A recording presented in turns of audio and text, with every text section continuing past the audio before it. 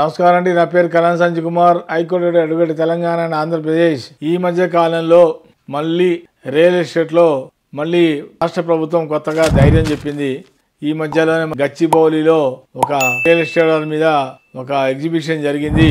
అక్కడ ఎట్లా అంటే ఇదివరకు కోకాపేటలో ఒక ఎకరం వచ్చి 100 కోట్లు ఉండేది. అదే ప్రాంతంలో వేరే చోట 150 కోట్ల వరకు రేటు చెప్పున కొనండి అని చెప్పి చెప్తున్నారు. రియల్ ఎస్టేట్లో మళ్ళీ స్లోగా వ్యాపారం మెల్లమెల్లగా స్టార్ట్ అవుతోంది. ఈ మధ్య కాలంలో రియల్ ఎస్టేట్లో కొంచెం పడిపోయింది వాస్తవమే. మళ్ళీ ప్రభుత్వం కనుక చొరవ తీసుకొని కొంచెం రియల్ ఎస్టేట్ వాళ్ళకి బూస్ట్ ఇస్తే కనుక మళ్ళీ వాళ్ళకు కూడా బిజినెస్ పెరుగుతుంది. ల్యాండ్స్ రేట్లు కూడా మామూలుగా పెరగటాలు జరుగుతాయి. అంత ముందు కాలంలో రియల్ ఎస్టేట్లో అసలు ల్యాండ్ కొనాలంటే ఎవరికైనా ముందుకు వచ్చేవాళ్ళు కాదు. ఎందుకంటే రేట్లు కూడా సరిగా లేవు. కొనుక్కోవాలన్న భయమే, అమ్మాలన్న భయమే. దీనికి తోడు కొత్తగా ఒక హైడ్రా ఒకటి. ఈ హైడ్రాలో ఏంటంటే ప్రభుత్వం ఒక కొత్తగా చట్టం తీసుకొచ్చింది. దీనిలో ఏంటంటే ఎవరైనా ప్రభుత్వ భూముల్లో ఎవరైనా కన్స్ట్రక్షన్ చేస్తే అవి తక్షణమే కూలగొట్టమని చెప్పి ప్రభుత్వం ఒక జీవో తీసుకోవడం జరిగింది. దాని ప్రకారంగానే ఎంతటి వాళ్ళైనా కూలగొట్టేస్తున్నారు. ఏడుస్తున్నారు, గుడిసెలు పోయినా ఏడుస్తున్నారు. మరి ప్రభుత్వ భూమి కదా, ప్రభుత్వ భూమి అంటే అనుమతి ఉండాలి, పర్మిషన్ ఉండాలి. పర్మిషన్ లేకుండా ఎవరు కట్టకూడదు కదా. అందుకనే ఈ కొత్తగా హైడ్రా కూడా తీసుకోవడం జరిగింది. రియల్ ఎస్టేట్ వ్యాపారస్తులు ఎవరైనా భూములు కొనుక్కుంటే మీరు చేయవలసింది ఏంటంటే డాక్యుమెంట్స్ ప్రాపర్గా చూపించండి. వాళ్ళకి ఎక్స్ప్లెయిన్ చేయండి. ఇది బఫర్ జోన్లో రాదు, ఎఫ్టీఎల్లో రాదు, దేన్ని మీకు అప్రూవ్డ్ లేఅవుట్ ప్లాన్ చూపిస్తాము.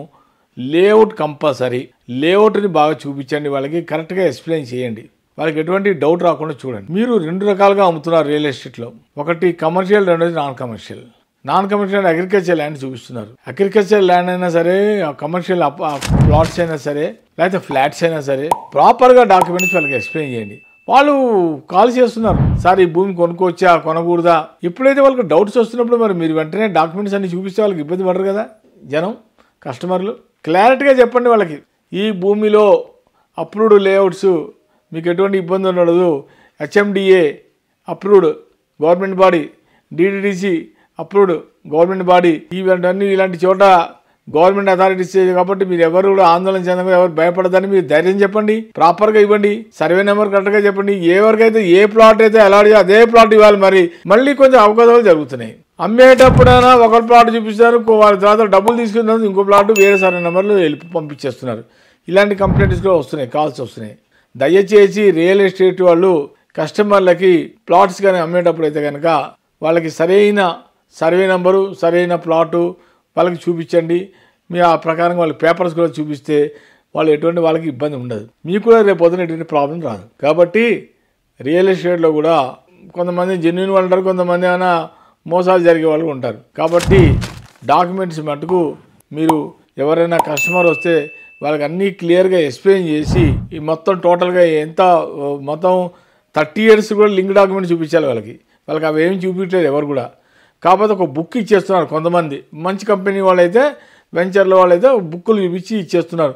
బుక్లో 500 పేజీలు అలా ఉంటున్నాయి. బుక్కులు ఉంటే సరిపోదు కదా. బుక్లో మొత్తం లింక్ డాక్యుమెంట్స్ ఎన్ని ఉన్నాయి, సేల్ డీడ్స్ ఎన్ని ఉన్నాయి, ఈసీలు ఎన్ని ఉన్నాయి, మ్యూటేషన్ అయిందా లేదు, ఇవన్నీ చెప్పాలి వాళ్ళకి. అగ్రికల్చర్ ల్యాండ్ అయితే ప్లాట్స్లో అయినా సరే మొత్తం మీ జరుగున్న బుక్ అంతా కూడా, మాన్యువల్ ఒకటి, మీ కంపెనీ యొక్క బ్రోషర్ మొత్తం చూపించి ఎక్స్ప్లెయిన్ చేయండి. కస్టమర్లకి కొనుక్కుంటారు.